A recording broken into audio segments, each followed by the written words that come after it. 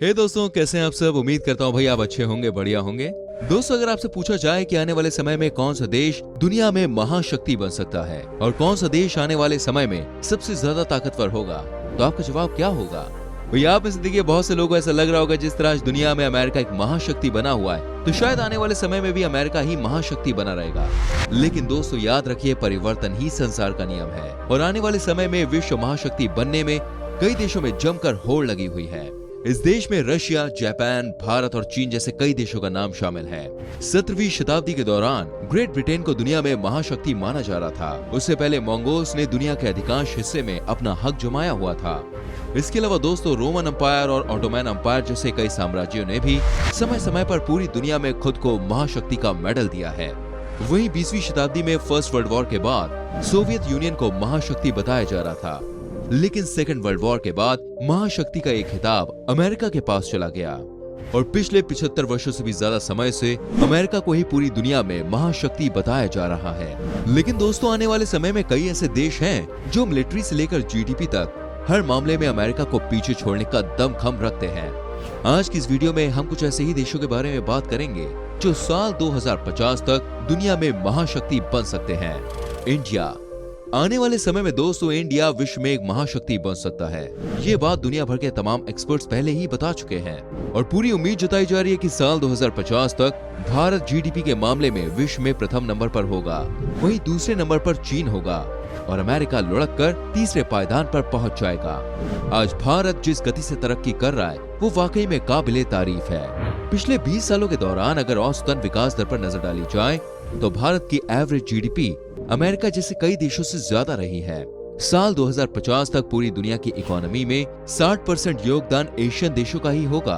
अगर भारत के इतिहास पर नजर डाली जाए तो एक समय भारत पूर्ण रूप से समृद्ध देश था, लेकिन ब्रिटिशर्स के लगभग 200 साल के शासन के दौरान सोने की चिड़िया कहा जाने वाला भारत विकास के मामले में दुनिया से बहुत पीछे रह गया। वहीं आजादी के बाद नेहरू और गांधी जी ने एक नए भारत की नींव रखी। नेहरू जी ने देश की इकोनॉमी को सोशलिस्ट इकोनॉमी में कन्वर्ट कर दिया। तब ऐसा माना जाता था कि इससे देश में विकास को एक नई गति मिलेगी और कुछ दशक तक ये बात सही भी साबित हुई। लेकिन 1990 के दशक की शुरुआत में भारत समेत दुनिया के कई देशों में आर्थिक मंदी आ गई। देश के हाल इतने बुरे थे कि आर्थिक आपातकाल की स्थिति का संकट मंडरा रहा था। लेकिन उस समय के तत्कालीन finance minister doctor Manmohan Singh ji की सूझबूझ ने देश की स्थिति को सुधारने का काम किया। इसके बाद देश में गिरती इकोनॉमी को संभालने के लिए टैक्स कम किए गए, पब्लिक मोनोपोली भी कम कर दी गई, एफडीआई को बढ़ा दिया गया और यही वो समय था जब देश में मुख्य व्यवसाय कृषि की बजाय सर्विस सेक्टर घोषित कर दिया गया। 1950 में आजादी के बाद देश की इकोनॉमी में कृषि उद्योग का योगदान 54% था, जो 1990 में घटकर 22% रह गया था और आज के समय में ये केवल 15.4% है। वहीं आज के समय में अगर सर्विस सेक्टर की बात करें तो भारत के जीडीपी में इसका लगभग 53% योगदान है। वहीं नरेंद्र मोदी जी के नेतृत्व में 2014 में शुरू किया गया मेक इन इंडिया कैंपेन देश के लिए काफी सही रहा, जिसने जीडीपी को मजबूती प्रदान की। किसी भी देश की जीडीपी के मजबूत होने के लिए देश का आत्मनिर्भर होना बहुत जरूरी है। साल 2020 में ease of doing business index के मामले में देश 100वें पायदान से चढ़कर 63वें पायदान पर पहुंच गया। साल 2016 में हमारे देश ने विकास के मामले में चीन को भी पीछे छोड़ दिया। आज विदेश की सैकड़ों कंपनियां भारत में अपने प्लांट लगा रही हैं और इन्वेस्ट करने के लिए उत्सुक हैं। आज के समय में वीवो, शाओमी, सैमसंग और एप्पल जैसी कई बड़ी कंपनियों के मोबाइल फोन्स भारत में ही मैन्युफैक्चर हो रहे हैं। कंपनी द्वारा भारत में इन्वेस्ट करने का एक मुख्य कारण हमारे देश में कम लेबर कॉस्ट है। चीन में जहां लेबर कॉस्ट औसतन 2000 रुपए है, वहीं भारत में केवल 370 रुपए है। इसके अलावा मिलिट्री के मामले में भी भारत दुनिया के टॉप देशों की सूची में शामिल हो गया है। आज के समय में भारत के पास 4000 से ज्यादा टैंक्स, 2000 से ज्यादा एयरक्राफ्ट्स, 600 फाइटर जेट्स मौजूद हैं और आने वाले समय में इनकी संख्या बढ़ना तो लाजमी है। लेकिन दोस्तों भारत के महाशक्ति बनने में कई बाधाएं अभी भी हैं, जैसे कि करप्शन, खराब इंफ्रास्ट्रक्चर, सोशल और पॉलिटिकल प्रॉब्लम्स आदि। ऐसी कई तरह की समस्या हैं जिन्हें भारत से दूर करना जरूरी है। चाइना। दुनिया में सबसे बड़ी महाशक्ति बनने में इस समय अमेरिका के बाद सबसे बड़ा दावा चीन का ही है दोस्तों। चीन की इकोनॉमी अमेरिका के बाद दूसरे नंबर पे है और 2035 तक अमेरिका को पछाड़कर चीन सबसे बड़ी अर्थव्यवस्था के साथ महाशक्ति बनने का खिताब भी अपने नाम कर सकता है। जिस रफ्तार से चीन में विकास हो रहा है उस पर नजर डाली जाए तो साल 2030 तक चीन और अमेरिका की इकोनॉमी बहुत ही करीब आ जाएगी, जिनमें मात्र $100 करोड़ या उससे भी कम का अंतर होगा। आज चीन, पाकिस्तान, नेपाल, श्रीलंका, नॉर्थ कोरिया ऐसे कई देशों को आर्थिक मदद मुहैया करा रहा है। इन देशों में चीन की कंपनियां अपना बिजनेस बढ़ा रही हैं और इस तरह चीन इन सभी देशों को अपनी तरफ कर रहा है, जिससे कोई भी देश उसके खिलाफ बोलने की हिम्मत ना कर सके। वही चीन ज्यादा से ज्यादा डैम्स पर भी अपना कब्जा जमाने की कोशिश पिछले कई सालों से कर रहा है। इसके अलावा वन बेल्ट वन रोड के जरिए चीन एशिया और यूरोप के 70 देशों को जोड़ने की कोशिश भी कर रहा है। सबसे तेज और सस्ते प्रोडक्शन के मामले में आज चीन का कोई मुकाबला नहीं है। दुनिया में इस्तेमाल होने वाले आधे से ज्यादा इलेक्ट्रॉनिक प्रोडक्ट आज चीन में ही निर्मित हो रहे हैं। जापान। दोस्तों, अगर दुनिया में सबसे समृद्ध देशों और भविष्य में महाशक्ति बनने वाले देशों की बात की जाए तो जापान को नजरअंदाज करना बिल्कुल भी सही नहीं है।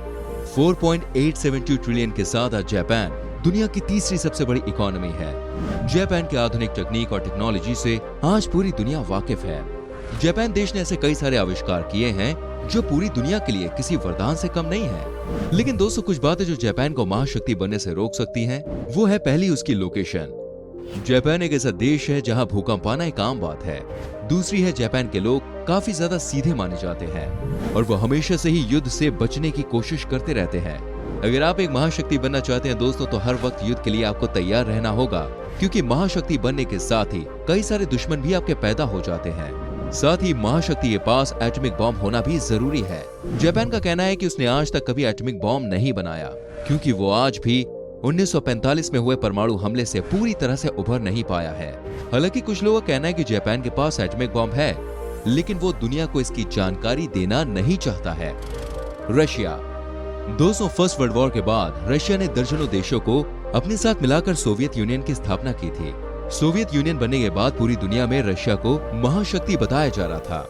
लेकिन 1945 में जब अमेरिका महाशक्ति बना तो ये बात रशिया को बिल्कुल भी रास नहीं आई और तब से लेकर आज तक रशिया वापस महाशक्ति बनने का प्रयास कर रहा है। लेकिन 1990 में सोवियत यूनियन खत्म होने के बाद रशिया को आर्थिक तौर पर गहरा झटका लगा था। हालांकि पिछले कुछ सालों के दौरान जब से व्लादिमीर पुतिन ने रशिया की कमान संभाली है, वैश्विक स्तर पर इस देश ने अपनी एक अलग ही पहचान बनाई है। रशिया दुनिया का सबसे बड़ा देश है और यहाँ पर प्राकृतिक संसाधन भी भरपूर मात्रा में है। चीन सहित दुनिया के कई देशों में आज रशिया के द्वारा ही तेल की सप्लाई की जा रही है। साथ ही मिलिट्री इक्विपमेंट के मामले में रशिया सबसे बड़ा प्रोड्यूसर और एक्सपोर्टर देश भी बन रहा है। आज दुनिया के 80 से अधिक देशों में रशिया द्वारा हथियार और अन्य मिलिट्री इक्विपमेंट सप्लाई किए जा रहे हैं, जिनमें भारत का नाम भी शामिल है। फिलहाल रशिया की इकोनॉमी दुनिया में 11वें स्थान पर है, लेकिन अगर ताकत की बात की जाए तो रशिया का नाम दुनिया के टॉप 3 देशों में शामिल है। महाशक्ति बनने के लिए इकोनॉमी के अलावा भी अन्य कई जरूरी बातें हैं, जैसे देश में महाशक्ति नेता का होना और एक ताकतवर सेना का होना, और इन दोनों ही चीजों में रूस का मुकाबला करना बिल्कुल भी आसान नहीं है। दोस्तों, अब हम ऐसे 2 देशों की बात करेंगे जिन्हें सुनकर यकीनन आप सोच में पड़ जाएंगे कि ये इस लिस्ट में क्या कर रहे हैं। सो अगला नाम है दोस्तों वियतनाम का। दोस्तों, वियतनाम के अगर पिछले 35 सालों के इतिहास पर नजर डाली जाए तो इस देश ने 7% की औसतन दर से विकास किया है। 1990 के दशक की मंदी और साल 2007-2008 के दौरान जो वैश्विक मंदी आई, उसके बावजूद जो विकास हुआ वो कमाल है। साल 1986 में वियतनाम में प्राइवेट बिजनेस पर पूरी तरह से बैन लगा दिया गया था। वियतनाम को सरकार एक सेंट्रली प्लान्ड इकोनॉमी बनाने की कोशिश कर रही थी, लेकिन इससे देश में बेरोजगारी चरम सीमा पर पहुंच गई और देश में भुखमरी के कारण लोगों की मौत होने भी लग गई। इसके बाद दोस्तों 1990 में सरकार ने प्राइवेट बिजनेस पर बैन हटा दिया और देश में FDI लॉ को मंजूरी मिल गई। इससे देश में P&G, यूनिलीवर, नेस्ले, सैमसंग जैसी कंपनियों ने दस्तक दी और देश के हालात सामान्य होने शुरू हो गए। साल 1989 में वियतनाम में जहां एक तरफ 1200 स्टेट ओन्ड कंपनियां थी, वहीं साल 2016 में ये घटकर सिर्फ आधी रह गई, यानी कि 600। और इन कंपनियों की संख्या दोस्तों धीरे धीरे कम होती जा रही है। सरकार द्वारा बड़ी संख्या में प्राइवेट कंपनियों को बढ़ावा दिया जा रहा है और आज की तारीख में वियतनाम 7 लाख से ज्यादा प्राइवेट बिजनेस चला रहे हैं। वियतनाम की रफ्तार को देखते हुए वर्ल्ड में ना सही, लेकिन एशिया में ये अपने नाम का वर्चस्व जरूर फहरा देगा। हालांकि इस देश में बूढ़े लोगों की संख्या में इजाफा हो रहा है फिलहाल इस देश में 30 से 40 वर्ष के लोग की संख्या सबसे ज्यादा है और आने वाले कुछ समय में यह आबादी बूढ़े लोगों में शामिल हो जाएगी। इस समस्या को दूर करने के लिए दोस्तों जापान वियतनाम की मदद कर रहा है। फिलीपींस।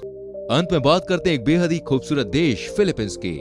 फिलीपींस की कहानी काफी हद तक भारत की जैसी ही नजर आती है। हालांकि भारत देश फिलीपींस के मुकाबले 11 गुना ज्यादा बड़ा है, लेकिन इसके बावजूद फिलीपींस की विकास दर को पीछे नहीं छोड़ पाया। आज भारत में औसतन प्रति व्यक्ति आय 1,55,000 है, वहीं फिलीपींस में ये 2,58,000 से ज्यादा है। 1990 में फिलीपींस की इकोनॉमी में 1/3 योगदान कृषि उद्योग का था, जो आज घटकर केवल 10% ही रह गया है।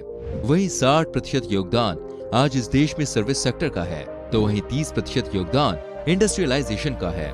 फिलीपींस ने पूरी तरह से अमेरिका के कल्चर को अपनाने की कोशिश की है। ये एक युवा देश है और इसीलिए रेमिटेंस भी यहाँ का एक प्रमुख मुद्दा है। जो लोग रेमिटेंस का मतलब नहीं जानते, मैं उनको बताना चाहूंगा, इसका मतलब है कि विदेश जाओ और पैसे कमाकर देश भेजो। इसी से फिलीपींस ने साल 2014 में 20 लाख करोड़ की कमाई की थी। हालांकि गरीबी, इनकम इनइक्वालिटी और खराब स्वास्थ्य सुविधाएं ऐसी कई परेशानियां इस देश में हैं, लेकिन अगर विकास की रफ्तार देखी जाए तो जल्द ही ये देश इन सब दिक्कतों को दूर करता हुआ विश्व के बेहतरीन देशों की सूची में शुमार हो जाएगा। उम्मीद करते हैं दोस्तों ये आज की वीडियो आपको पसंद आई होगी। आप हमें नीचे कमेंट करके जरूर बताएं आज की वीडियो में आपको कौन कौन से देश सबसे अच्छे लगे। साथ ही इस वीडियो को अपने दोस्तों के संग, अपने फैमिली मेंबर्स के संग शेयर करना ना भूलें और हमारी आने वाली वीडियोस को देखने के लिए, अपनी नॉलेज और बढ़ाने के लिए हमारे चैनल को सब्सक्राइब करके बेल आइकन प्रेस कर लीजिए, जिससे आप तक हमारी सभी वीडियोस के नोटिफिकेशंस पहुंचते रहें। मिलते हैं आपसे अगली वीडियो में। Till then bye bye, take care मेरे चैनल।